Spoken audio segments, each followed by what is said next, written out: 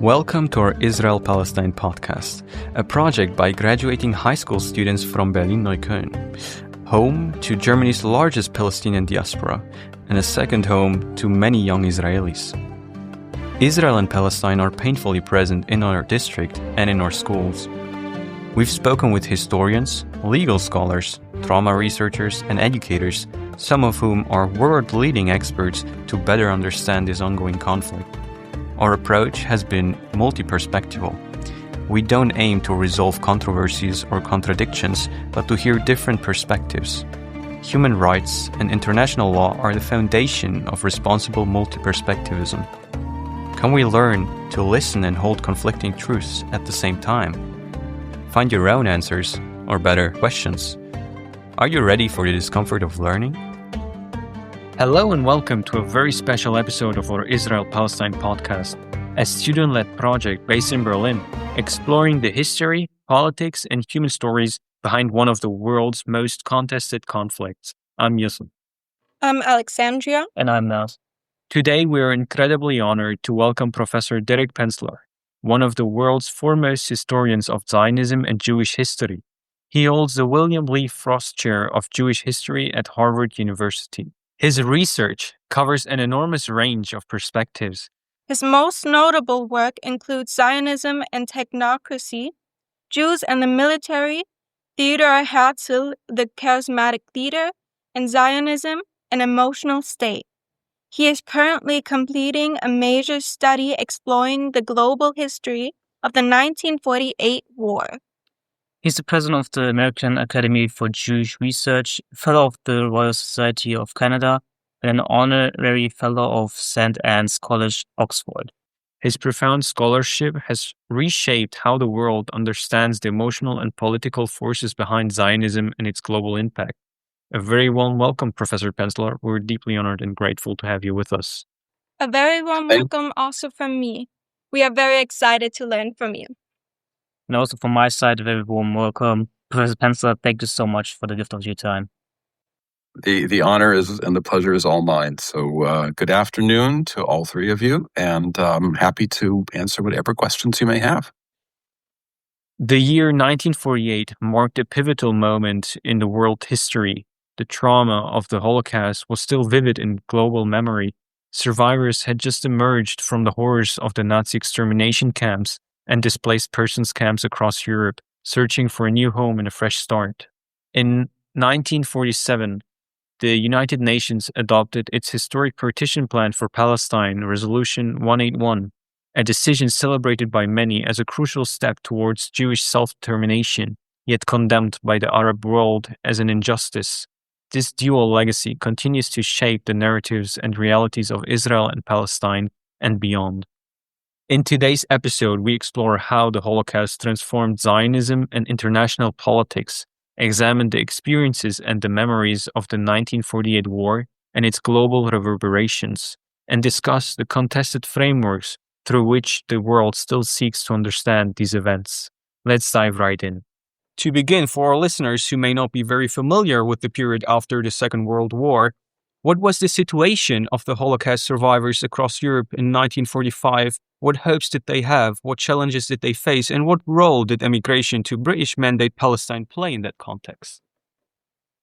Well, the Holocaust had killed about 2/3 of the Jews in Europe. So there'd been about 18 million Jews in the world before the war, and about 6 million died. So that's about 1/3 of all the Jews in the world, but about 2/3 of all the Jews in Europe had been killed.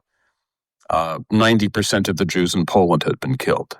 About 3 million people, and the other 3 million were Jews from the rest of Europe, and also including Ukraine, and then all the way out west into, let's say, France, the Netherlands, Italy, and so on. So it was a massive, catastrophic loss of really destruction of an entire civilization. Most of the Jews who survived the war, so again, 2/3 of European Jewry were killed, 1/3 survived. Most of those who survived in the Soviet Union. Either they were Soviet Jews who had lived in the Soviet Union before the war, or they were Jews who escaped into the Soviet Union from Poland and who wound up in the Soviet interior. in Soviet Central Asia during the war, often sent there by the Soviet government. There are many Jews to this day who only survived the war because they wound up getting sent to places like Siberia, Kazakhstan, and Uzbekistan. Some Jews were saved during the war by Polish Catholic citizens. Not many, but some were. But for the most part, I think 90% of those Polish Jews who survived, for example, survived by fleeing into the Soviet Union. So that means that just like Europe as a whole, the Jews who had survived in Europe were massively displaced. Jews from Poland, Hungary, what's today the Czech Republic and Slovakia, all over Europe were massively displaced, and many of them were on the soil of the death camps, what had been the death camps in Poland and the concentration camps in Germany. What happened at first after 1945 and the end of the war was that many Polish Jews attempted to return to Poland. They attempted to return to their homes, where they were met with hostility, hatred, and often clubs and knives and guns by their neighbors. There was a famous case in Kielce in central Poland in 1946 where a pogrom against Holocaust survivor Jews resulted in scores of deaths, and it wasn't the only one. So often people wonder, why did Jews wind up in Palestine? Why didn't they just go back to Poland? Why didn't they just go back? Well, Poland didn't want them back, and the Czechoslovak government didn't want them back. And in general, the governments of East Central Europe did not want the Jews back after World War II. Now, there were, again, many Jews who had been Soviet Jews, and they simply stayed in the Soviet Union after the war. And they stayed there until really the end of the 20th century.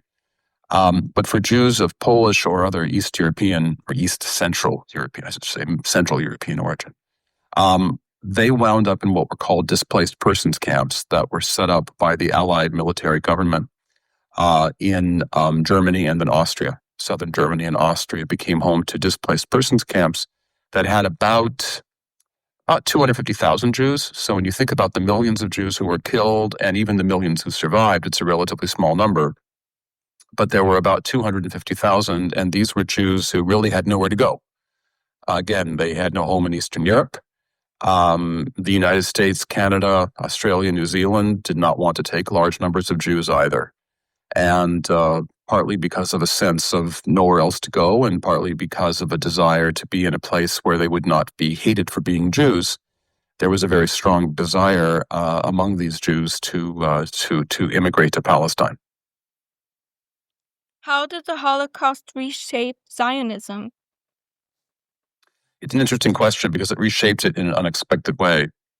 At first, when the war broke out and Jews were killed in large numbers and became refugees in large numbers, there was an assumption in the Zionist movement that however horrible the war was, it would end, soon enough, and that there would be millions of Jewish survivors, refugees, who would need a place to go.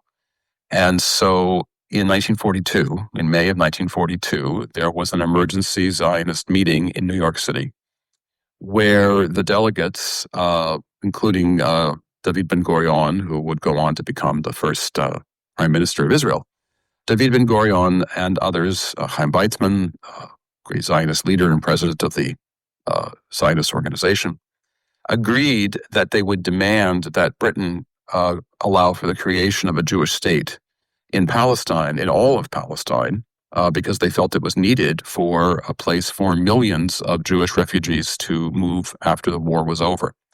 So this was the first time that the Zionist movement ever actually declared a clear commitment to creating a Jewish state as opposed to something other than a state.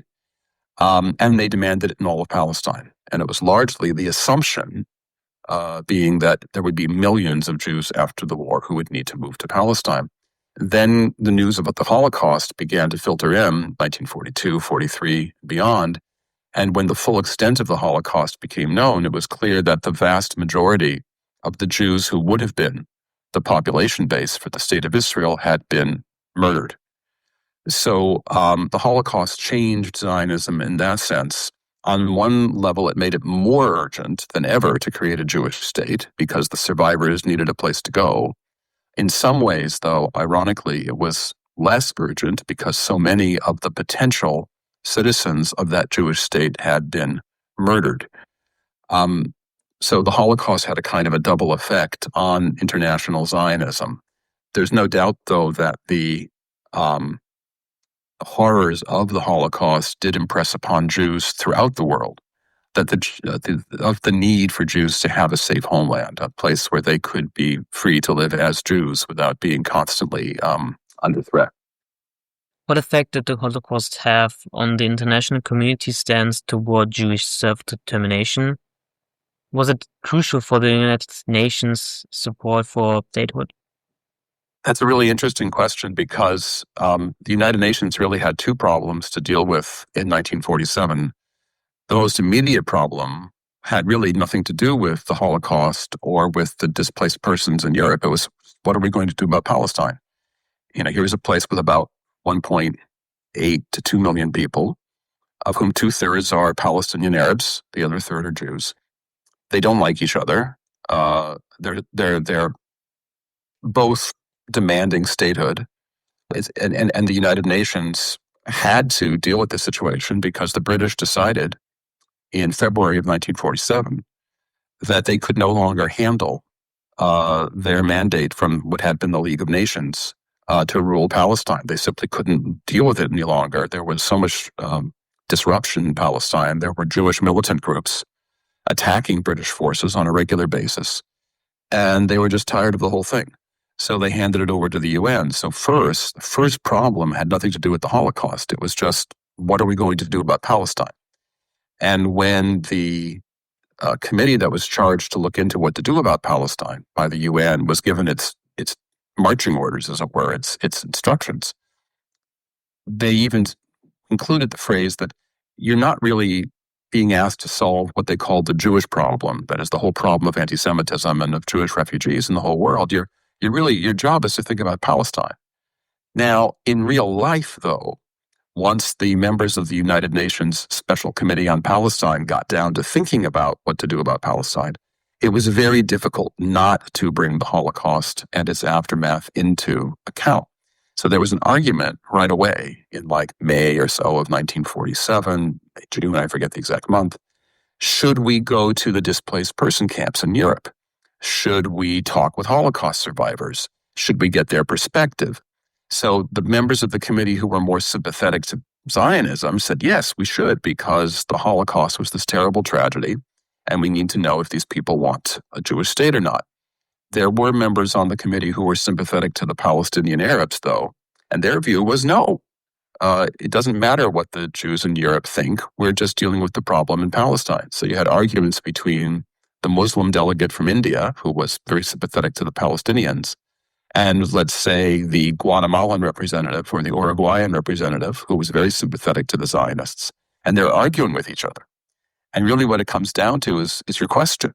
Is this a problem about Palestine, per se, or is this really about Jews the world over, particularly in the displaced persons camps, and about how to solve anti-Semitism by creating a Jewish state? So there was a tension right from the very beginning between those two aspects of what the UN was supposed to do. Now, besides the Holocaust, which political or geopolitical factors influenced the UN General Assembly Partition Plan in 1947? Well, one thing that it's not geopolitical, but we can't ignore it, is humanitarianism. That is, there were some members of the committee who were simply humanitarian. They felt Jews had suffered terribly. They needed their lives back. They needed a sense of dignity and purpose. And creating a Jewish state would provide that for them. As I mentioned, there were members of the UN Committee on Palestine who they went to the displaced person camps. They talked to Jewish residents. And the Jews there said, yes, we want a Jewish state. We want to go to Palestine. I've talked to older Israelis who remember this. They remember, when their parents made that decision in 1947, 48, 49, that they just wanted to be somewhere with other Jews. So part of it is not geopolitical. It's just humanitarian. But of course, there were geopolitical interests. The main being, how much does, let's say, the Western world rely upon the support of or need the support of Arab states? Now, the Arab states were organized at that time into the Arab League, and the Arab League was a political force of its own. And the most important issue between the Arab world and, say, the Western world at that time was petroleum, was oil. So there was fear in the United States by, for example, the intelligence services like the CIA or the State Department, which was the foreign ministry. There was fear that the contracts between Saudi Arabia and the Arab American oil company, Aramco, that they might get broken. The Saudis would no longer honor their end of the bargain and agree to let Americans have oil concessions in Saudi Arabia. So that was a very important geopolitical factor, was petroleum. Another important geopolitical factor was the Cold War, that in many other territorial disputes at that time, the Soviet Union and the United States were on different sides. So, for example, there was a civil war in Greece after World War II. So the communists are supporting one side, the Americans are supporting another. In Palestine, something quite remarkable happened in May of 1947. The Soviets had opposed Zionism all along. They'd opposed a Jewish state. They said it was imperialist and colonialist and so on.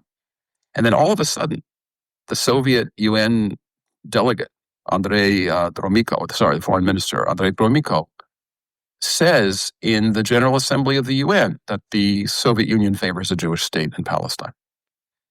And so what historically would have been a source of division disappears.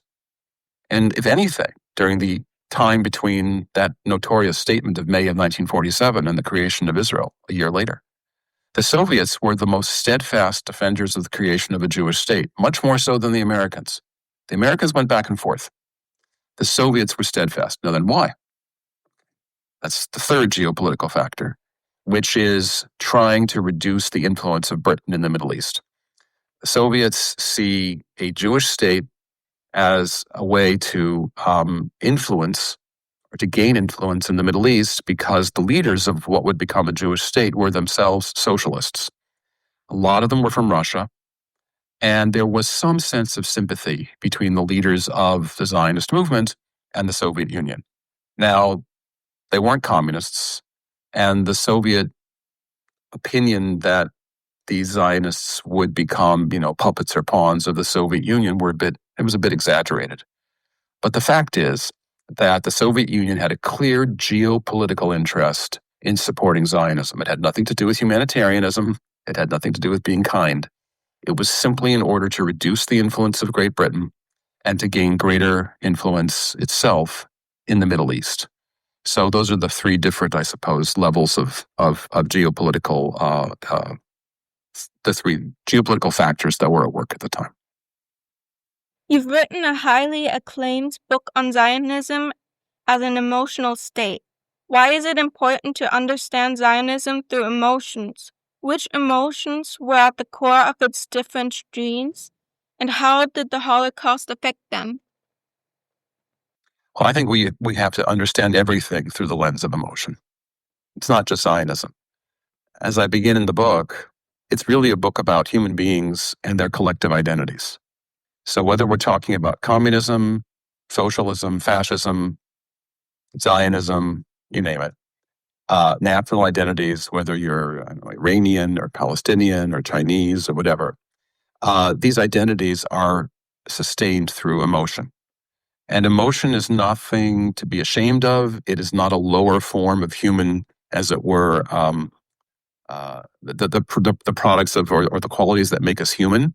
Emotion is just as important as rational, what we call rational knowledge. Actually, emotion and cognition are simply inseparable. We are always feeling emotions. I compare emotions. They're a little bit like applications on a computer. They're always running, even if you're not aware of them. And we never think anything unless it is somehow informed by emotion. And sometimes those emotions are quite subtle. Sometimes they're very strong. So that's true for everything. And certainly anyone who's working on a national movement or a national conflict, how could we talk about Israel-Palestine today without talking about emotion? And not just the emotion of the people who live there, but the emotions of the people all over the world who have a stake or feel they have a stake in the conflict. So in the case of Zionism, I think Zionism is born out of a kind of combination of two very powerful emotions, which I suppose are present in any national movement. One is love, a sense of love of other members of your national community. And I know that that can sound exclusionary and even racist, but it's, I think, pretty natural for human beings to feel a certain connection with people who are close to them or who are like them. That's not necessarily a bad thing. And in the case of Zionism, Jews do feel a sense of commonality the world over. They're very different. I mean, there are Jews who speak different languages. There are Jews in the Middle East who speak Arabic, or there were Jews in, Eastern Europe who spoke Yiddish, or Russian, and Jews in America, whatever. Jews are very, very different types of people all over the world. But nonetheless, there has been for many centuries a common sense of Jewish solidarity. And in Hebrew, that term is Ahavat Israel, which means love of Israel. Now, Israel in this sense does not mean the state of Israel. It means the Jewish people. The word Yisrael in Hebrew for many, many centuries or thousands of years referred to the Jews as a whole, the children of a man whose name was Israel. In the Hebrew Bible, he's also known as Jacob. He changes his name, or God changes his name to Israel. So that's a sense of solidarity and of mutual support and of love. And that love is part of pretty much every national movement in the late 1800s and 1900s. I know Germany has a weird past, and so expressing love of Germany is always a little bit more problematic because of the fear that it might go back to fascism. But, Americans and British people and, I don't know, any country in the world has a national anthem. And the national anthem is usually an expression of love of some kind or another and pride. So Zionism begins with that feeling of love of the Jewish people, which is then, I'd say, strengthened by fear for the safety of the Jewish people. Jews are concentrated in the late 1800s in Eastern Europe, in the Russian Empire. They suffer discrimination, persecution. There are periodic riots that kill hundreds, if not thousands, of Jews. Life is difficult for them, and there's a great deal of fear. And that fear element grows even worse after World War I, when there are massive pogroms in Ukraine that kill about 100,000 Jews. And this has been forgotten because people focus so much on the Holocaust, they forget that during 1918 to 1920 or so, about 100,000 Jews were murdered in Ukraine. So this makes people afraid. And it feeds the Zionist movement, the idea that Jews need a safe place to go and that they will create a new state in Palestine. Now, there are lots of options. If you're afraid, you could try to go to America, you could try to go to Australia, you go to other places. And many did. Many, like my ancestors, they all went to America. But America closed its gates to Jews from Eastern Europe in 1924. Canada, other English-speaking countries did something similar. And it was very, very hard for Jews to get out of Eastern Europe or Central Europe during the 1930s. So even before the Holocaust, there was tremendous fear and worry about the Jewish future. And those Jews who could get away often wound up in Palestine. So the more ideological leadership of the Zionist movement may have been motivated largely by love and idealism, whereas most Jews who wound up in Mandate Palestine, most of them were refugees. They were just looking for a place to go. And they wound up in Palestine because there was nowhere else to go. What happened in 1948? What triggered the war and what occurred during it? And how do Israelis and Palestinians remember that year differently? Oh, wow. Sometimes, in some ways, the simplest questions are the most complicated because a Zionist leader named Vladimir Jabotinsky wrote back in the early 1920s that it is completely understandable that a native or indigenous people is going to resist if somebody comes from outside and tries to take them over. And Jabotinsky himself was quite militant in his Zionism, but he said this is just understandable. And in a way, that is what happened, in that Zionists came in large numbers in the 1920s and 30s, and there was a demand for a Jewish state after World War II, and the United Nations agreed to partition Palestine into a Jewish and an Arab state. And this is something which Jews considered to be proper and appropriate and necessary and moral and right. And throughout the Arab world and the Muslim world, this was considered to be a crime. They demanded that there be a state for the Palestinian people in Palestine, in all of Palestine. They said, why should we divide this country in half? Why should the Jews get half of it? This is our country. So the Jews had a claim and the Arabs had a claim. And it was, I'm afraid, almost inevitable, right, that there would be violence. So as soon as the United Nations passed its resolution, violence broke out between Palestinian Arabs and Palestinian Jews. Back then, the term Palestinian, by the way, meant something different from what it means now. When people talked about Palestinians back in the 1940s, they meant anyone who lived there. It could be a Palestinian Jew or a Palestinian Arab. Anyway, fighting broke out. And it raged for months with Palestinian Arab militias fighting against Jewish militias. The Palestinians were assisted by some volunteer Arab forces from all over the Arab world. There were volunteer soldiers. There were also some Jordanian soldiers who were part of this. And at first, the Zionists were taken by surprise and were beaten back, and particularly because there were so many small villages in Palestine. The roads were pretty much controlled by Palestinian militias. So if a Jewish, let's say, vehicle was going on a road from one Jewish settlement to another, they could get picked off and, shot up by the Palestinians. So it was very hard for the Jewish forces for the first few months. And they were losing, hundreds of Jews were getting killed every month. And in March of 1948, the Zionist militias decided to become much more aggressive. And they started to attack Palestinian villages. They started to threaten to expel Palestinians from those villages.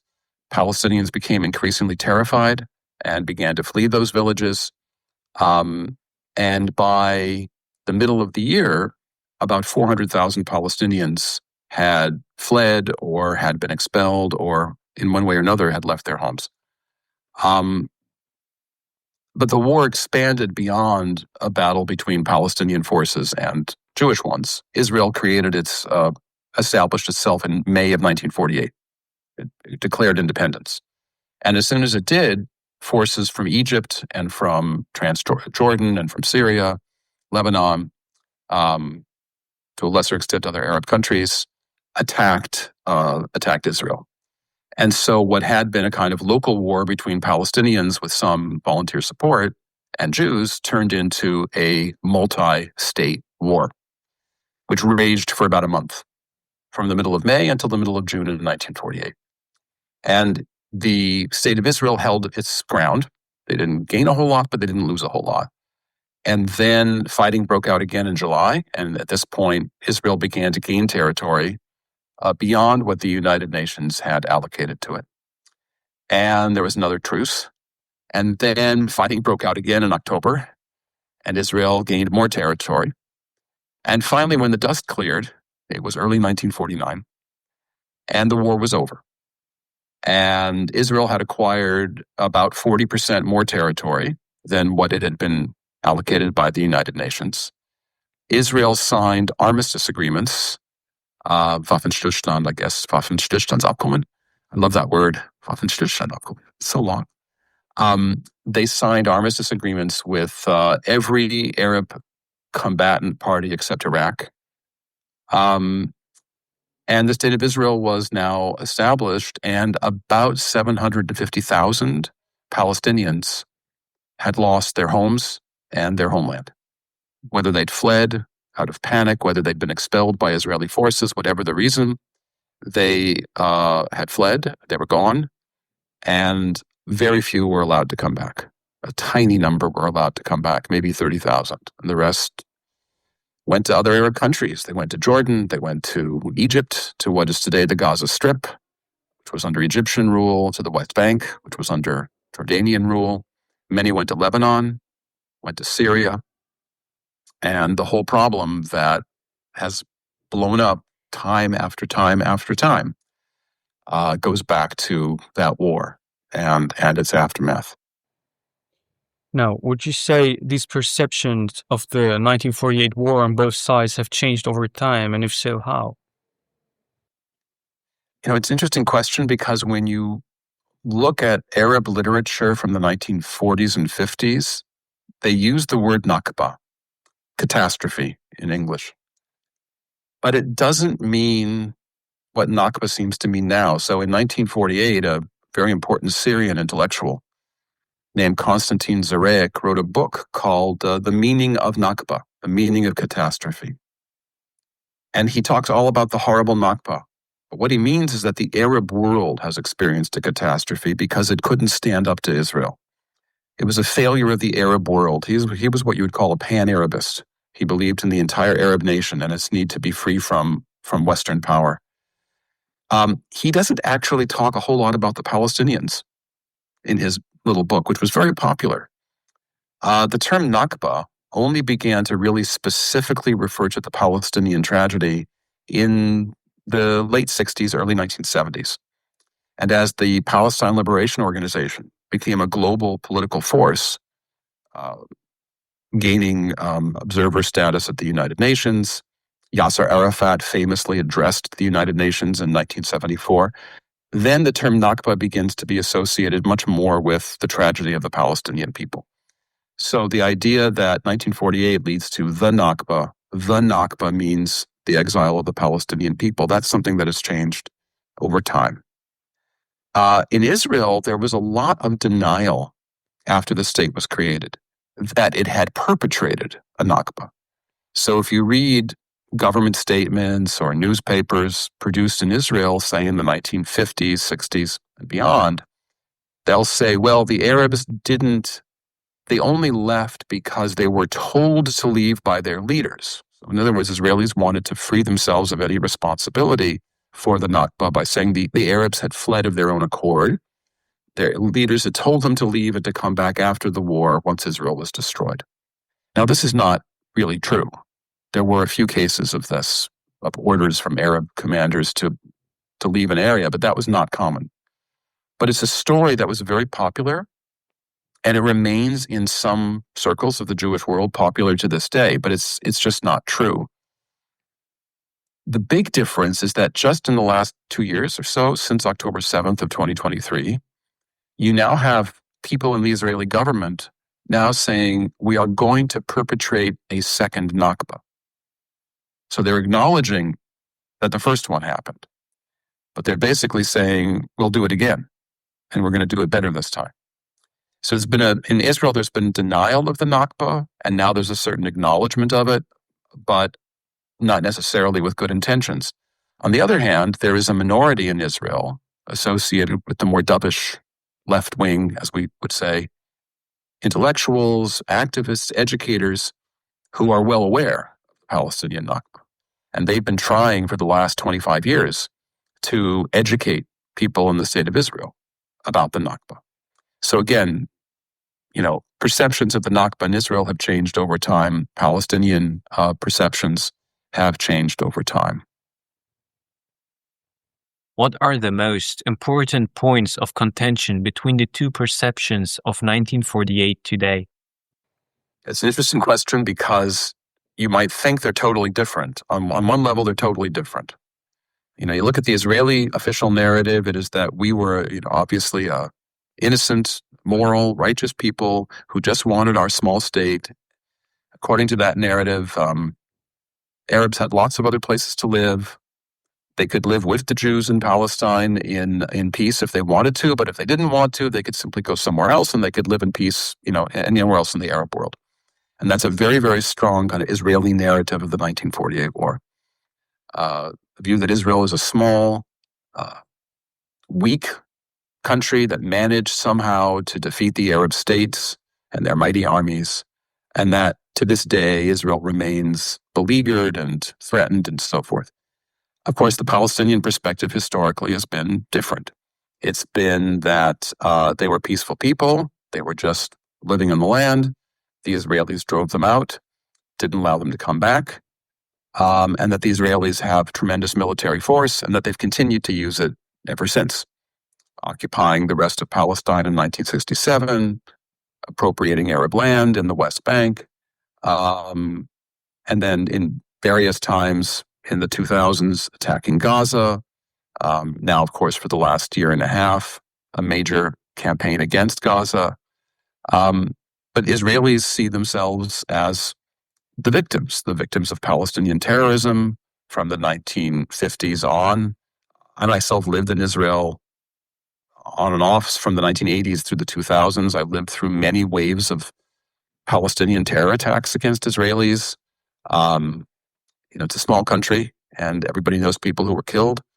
So Israelis have presented themselves and have honestly felt themselves to be victims, something that the Palestinians find extremely hard to accept, given how much they have suffered.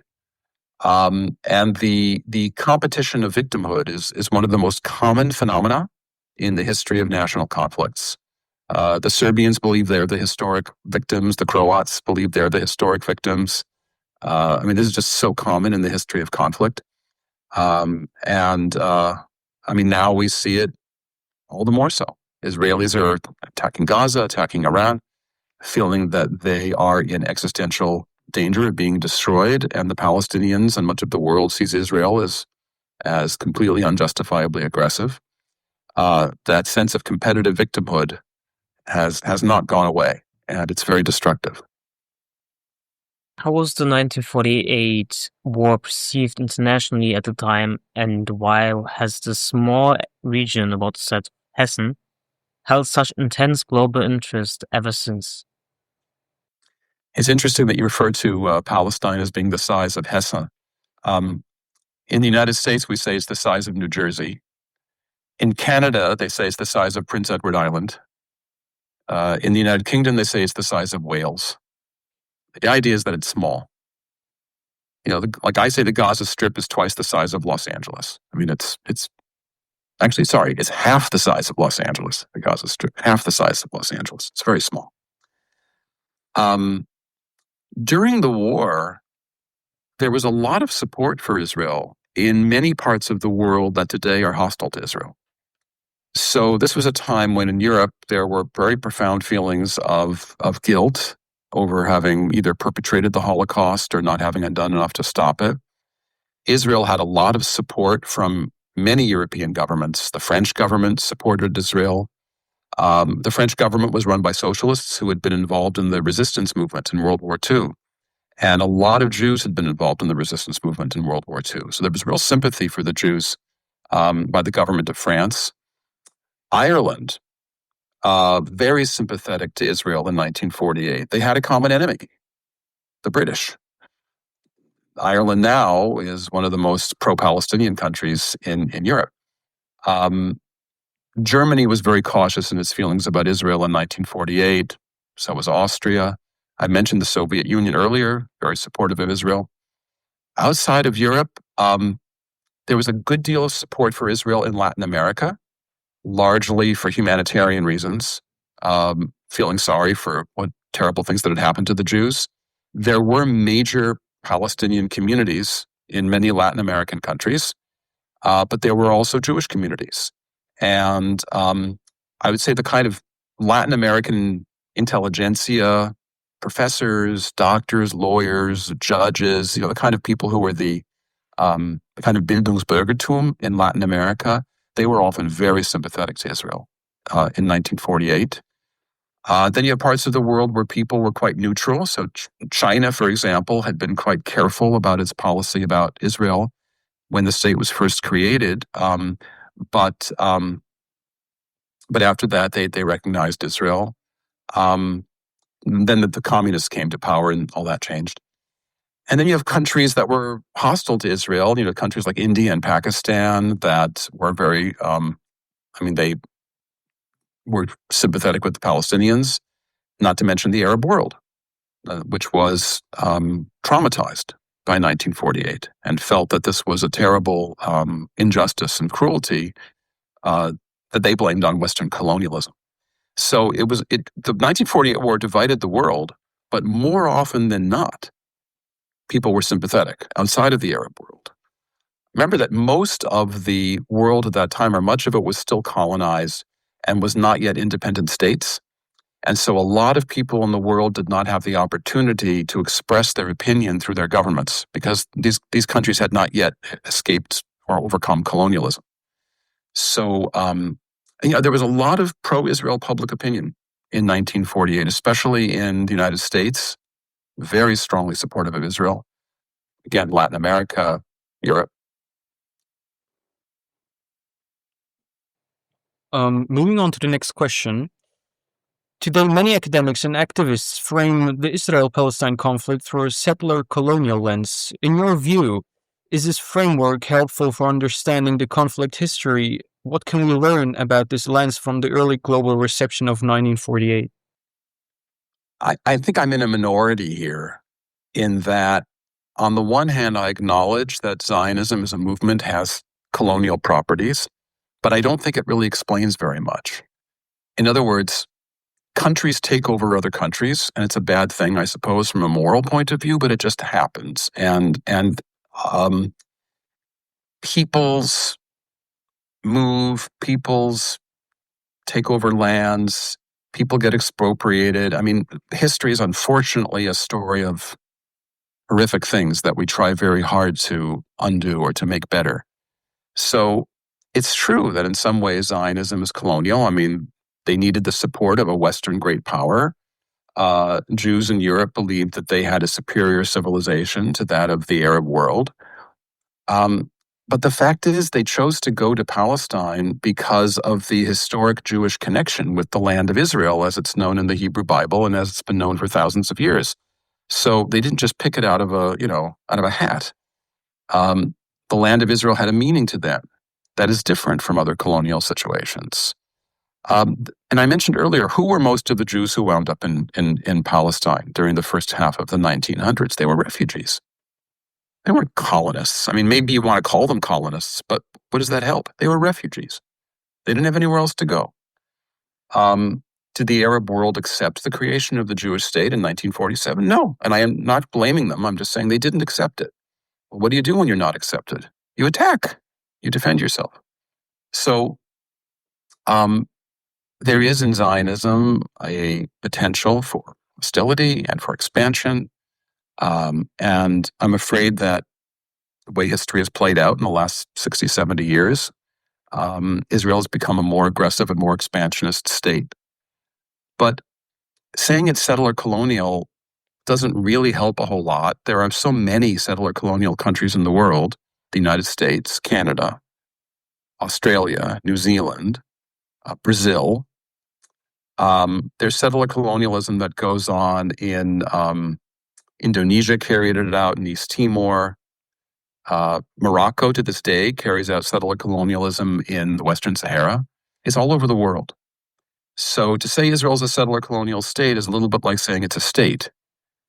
And what really bothers me about the use of the term is if it's used to, help us understand certain aspects of the country's behavior, okay, fine. But when it's used to say it's settler colonial and therefore it does not have a right to exist, this makes no sense to me. So, for example, if you look on German websites, you look up the word in German, Existenzrecht, it'll see, as in Israel's Existenzrecht. Nobody talks about, Egypt's Existenzrecht or whatever, or even Russia. Even Russia, which has committed so many violations of international law through its invasion of Ukraine. And there are a lot of people in the world who are very angry at Russia. I don't think anyone's talking about Russia not having any right to exist. They want Russia to be different. They want to punish Russia. They want to sanction Russia. But they're not saying the country shouldn't exist.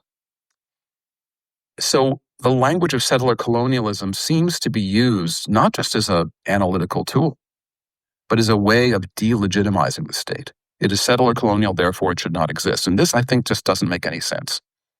I mean, the United States, as you may have noticed, is going through a rather bad time right now. And, the United States is really a pretty awful place right now. And it is a settler colonial state. But I don't know about you, but I do not want the United States to disappear. I would like it to be a better country.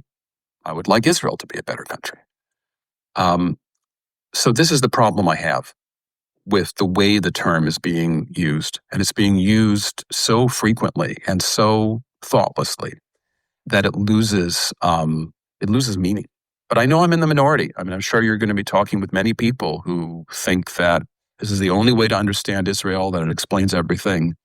But at the end of the day, I'll just tell you, I was once talking with a group of young people after October 7th, and they were calling Israel a colonial state. And I said to them, usually I would argue with you, but I've had a bad week, and I'm not going to argue with you. I said to the young people, fine, it's a colonial state. Now what? Now what? How do we move forward? Right? And they didn't really have an answer. We can talk about solutions in a second, but anyway.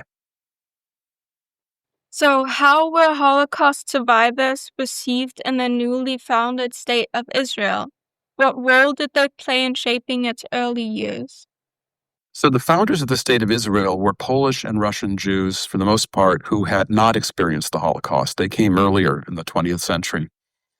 And they had mixed feelings about Holocaust survivors. On the one hand, these were their kinspeople, Poles, Russians, Romanians, Hungarians, and so forth. So they felt sympathy with them. On the other hand, there was a certain condescension, a certain feeling of even scorn or contempt for them, that these Jews didn't have the foresight to leave Europe, and they were often accused of not having fought back enough, against the Nazis. So one way that Israel dealt with that was by focusing on those Jews in Europe during the war who did fight back. And so there was a whole cult of Israel from the 1950s to this day of Jews in the ghettos who fought back, the partisans, the Jews who fought, against the Nazis in the forests of Eastern Europe, Jews who led rebellions in the ghettos.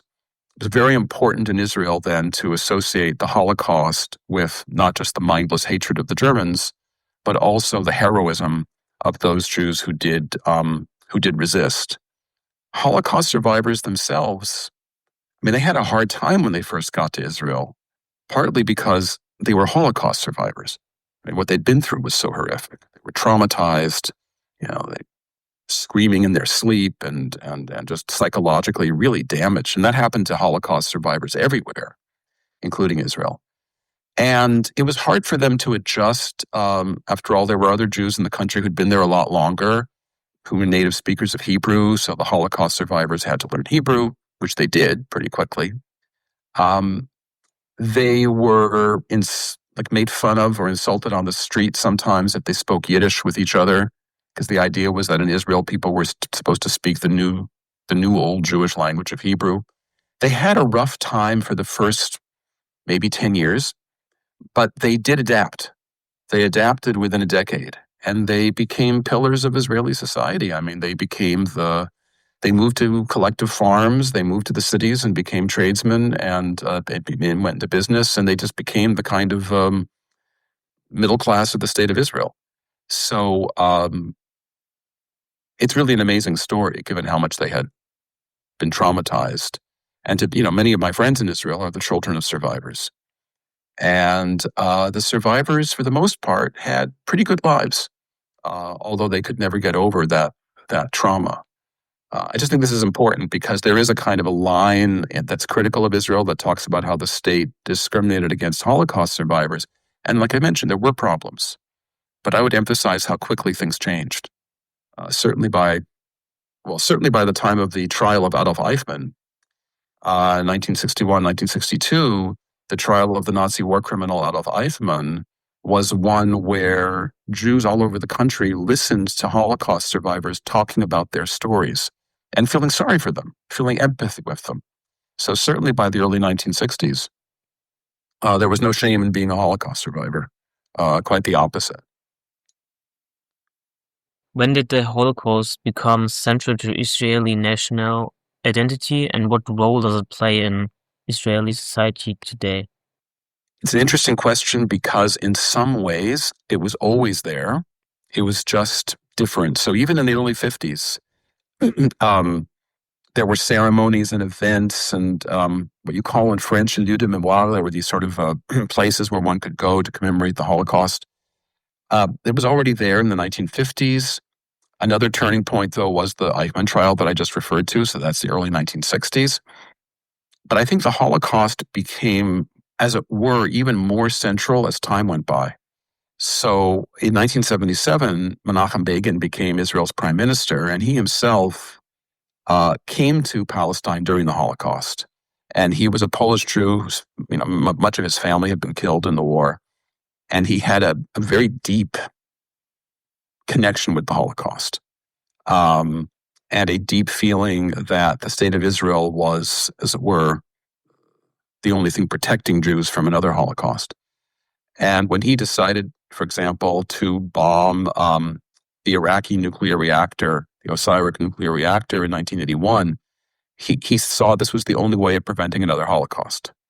Or when Israel invaded Lebanon in 1982 to destroy PLO military bases, one of the major Israeli newspapers said that the only alternative to invading Lebanon would be Treblinka. That is, this notion that the Holocaust is always there as a possible alternative for what happens if Israel is not militarily strong.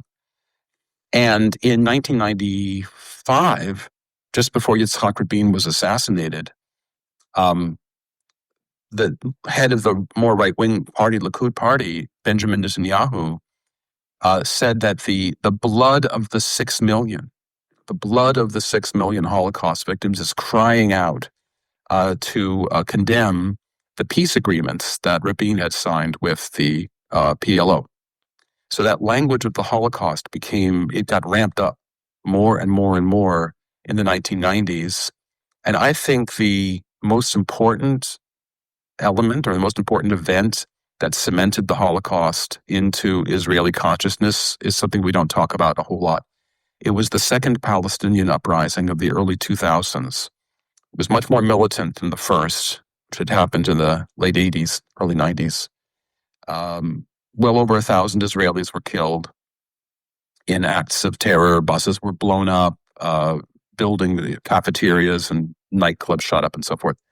And a sense of vulnerability on the part of Israelis that was often likened to the Holocaust. And then came October 7th, where, in one day, 1,200 people in Israel are murdered. And immediately, you began to see comparisons between this and the Holocaust. The worst day in Jewish history since the Holocaust was the line that one heard an awful lot. So it's ironic that over time, connections between Israel and the Holocaust have actually grown stronger and not weaker. And especially now with the war against Iran, which Netanyahu has always represented as another Nazi Germany. He's always presented Iran's possible acquisition of a nuclear weapon as akin to Hitler and Hitler's designs upon the Jews. So the Holocaust has really become, as it were, one of the most important binding forces in Israeli society. This marks the end of our podcast, and thank you so much, Professor Penslar, for sharing your insights and helping us understand these complex histories and their continuing impact today. You're very welcome. Thank you so much for your insight. I've learned a lot. Thank you also from me. Can I just add one thing? Yeah. Sure. Go ahead. I think it's really important. It's just something I'd like to mention to a group of young people, that regardless of how you feel about what Israel is doing in Gaza or in Iran, and no matter where your sympathies might be, at the end of the day, there's only 4 choices moving forward, which is either there's going to be a state that is dominated by Jews and in which Arabs are subordinated or subjugated, or there are no Arabs at all, or it's going to be an Arab state where the Jews have been driven out or they are subjugated, or it's going to be 2 states like the United Nations envisioned in 1947, or it's going to be a single state where the 2 parties have to get along with each other. And no matter how you view the history, and no matter how angry you might be at one side or another, when you view the history, at the end of the day, it's going to come down to those 4 choices. And which choice do you believe is the most moral? Which choice do you believe is the most practicable? If you had to live in one of those 4 countries, which would it be? you might want to think about that as you carry on these conversations. Thank you for your words of wisdom. Thank you for listening. If this conversation was meaningful or unsettling, if it left you with answers or more questions, feel free to like, share, and subscribe. See you next time on our Israel-Palestine podcast.